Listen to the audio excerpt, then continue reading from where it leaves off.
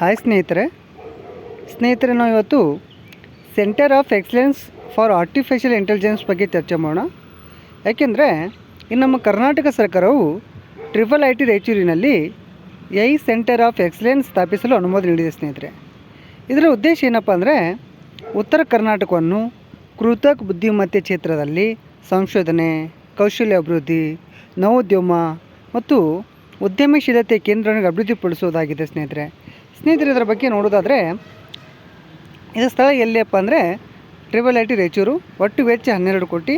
ಇದರ ವ್ಯಾಪ್ತಿ ಉತ್ತರ ಕರ್ನಾಟಕದ 13 ಜಿಲ್ಲೆಗಳಲ್ಲಿ ಸ್ನೇಹಿತರೆ. ಇದರ ಪ್ರಮುಖ ಕ್ಷೇತ್ರಗಳು ಯಾವುವು ಅಂದರೆ ಕೃಷಿ, ಆರೋಗ್ಯ, ಶಿಕ್ಷಣ, MSME, ಆಡಳಿತ.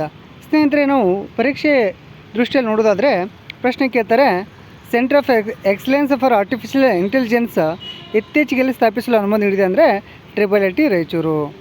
ಓಕೆ ಸ್ನೇಹಿತರೆ, ಇದರ ಉದ್ದೇಶ ಏನಪ್ಪ ಅಂದರೆ AI ಆಧಾರಿತ ಸಂಶೋಧನೆ, ಕೌಶಲ್ಯ ತರಬೇತಿ, ಸ್ಮಾರ್ಟ್ ಆ್ಯಪ್ಗಳಿಗೆ ಬೆಂಬಲ ಮತ್ತು ಸ್ಥಳೀಯ ಸಮಸ್ಯೆಗಳಿಗೆ AI ಪರಿಗಣನೆ ಅಭಿವೃದ್ಧಿಪಡಿಸೋದಾಗಿದೆ ಸ್ನೇಹಿತರೆ. ಧನ್ಯವಾದಗಳು. ಶುಭ ದಿನ.